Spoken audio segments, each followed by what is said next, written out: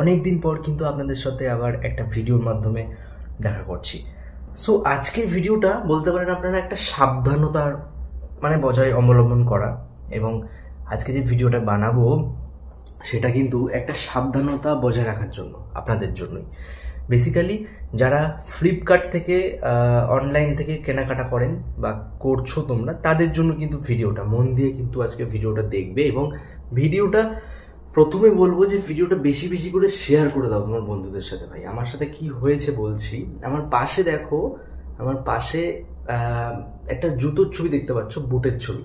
বিগত আমি মেবি এক সপ্তাহ হলো এটা অর্ডার করেছিলাম। সো অর্ডার করার পর আমি যখন আসে, আমি আগের দিন খোলার সময় পাইনি। নেক্সট দিন আমি কাজে ছিলাম, তো নেক্সট দিন সকালবেলা আমি এটাকে খুলি। এবং আমি না একটা জিনিস আগে থেকে খুব মানি, অনলাইন থেকে সব জিনিসপত্র আসে বা অনলাইন থেকে সব জিনিসপত্র ডেলিভারি নিই আমরা, বা তোমরাও নিলে এই জিনিসটা করবে। আমি কি করি, যখনই আসে ডেলিভারিটা তখনই সঙ্গে সঙ্গে আমি একটা ভিডিও রেকর্ড করে রাখি। যদি কোনো অন্য প্রোডাক্ট আসে, চেঞ্জ প্রোডাক্ট বা ড্যামেজ প্রোডাক্ট আসে, তাহলে কি সেটা ভিডিও রেকর্ডিংয়ের মাধ্যমে কোম্পানিকে আমি শো করাতে পারবো, দেখাতে পারবো, তাই না? সো আমি কিন্তু একটা ভিডিও রেকর্ড করেছি। ভিডিওটা প্রথমে দেখো, তারপর বলছি। ফ্লিপকার্ট থেকে একটু দেখা যাক।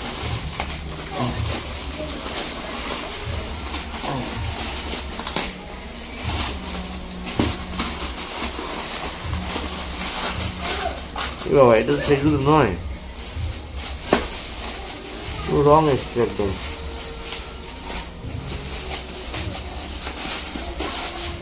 এটা মনে অন্য জুতো এসছে, ওই ইউজ প্রোডাক্ট আবার। ওটা নয়, না না, এটা পুরো আলাদা, অন্য একটা জুতো এসছিল।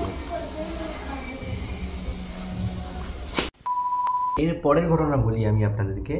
এরপরে আমি এটাকে রিফান্ড করি। অর্থাৎ রিফান্ড আপনারাও জানেন, রিফান্ড আমি এটাকে দিয়ে আমি আমার টাকা অ্যাকাউন্টে নেওয়ার চেষ্টা করছিলাম, ব্যাঙ্ক অ্যাকাউন্টে। সো আমি এটা কোম্পানিকে মিনিমাম ধরুন 4 থেকে 5 বার ফোন করেছি, তা বেশি হবে, তার কম হবে না। 4 থেকে 5 বার ফোন করার পর এটাকে পিক আপ করতে আসে 2 দিন আগে। সো 2 দিন আগে পিক আপ করতে আসে একটা ডেলিভারি বয় আমার বাড়িতে আসে ফ্লিপকার্ট থেকে। সো বলে যে এটা অসম্ভব, এই ডেলিভারিটা পুরো ইউজলেস প্রোডাক্ট।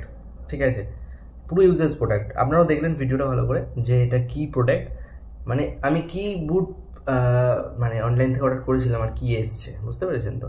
সো পুরোটা একটা ড্যামেজ প্রোডাক্ট এবং ইউজলেস প্রোডাক্ট। সব থেকে বড় কথা, এটাকে ইউজ করা হয়েছে। সো এই জন্যই কিন্তু দেখে শুনে অনলাইন থেকে প্রোডাক্ট কিনবেন। এবং এই যে ভিডিওটা দেখছেন, এটা কিন্তু বেশি বেশি করে আগে শেয়ার করেন বন্ধুদের সাথে, বা সবাইকে দেখার সুযোগ করে দিন। আর যারা যারা সব অনলাইন থেকে পারচেস করেন, তারা কিন্তু অবশ্যই প্রোডাক্ট দেখার আগে বা প্রোডাক্ট সিল প্যাক করার আগে কিন্তু একটা করে ভিডিও রেকর্ডিং করে রাখবেন, সব থেকে ভালো হবে। ঠিক আছে, তো তারপর ঘটনাটা বলি কী হয়েছে। তারপর ডেলিভারি বয় এসে নিয়ে যায়নি। তারপর আমি আবার কোম্পানিকে মোটামুটি 3-4 বার রিপোর্ট করেছি। রিপোর্ট করে যাওয়ার পরের থেকে আমাকে বাড়ি থেকে আজ ওটাকে এসে পিক আপ করে। এবং পিক আপ করে ইভেন ডেলিভারি বয়ের একটা আলাদা রকম গরম, আমি কেন নেবো বা কিছু। আমি একটা কথা বলে দিয়েছি, ভাই তুমি ডেলিভারি বয়, তুমি নিয়ে যাও, তোমার কাজ যেটা তুমি করো, তোমার কোম্পানি যেটা তোমাকে বলেছে করতে সেটাও করো, তাই না?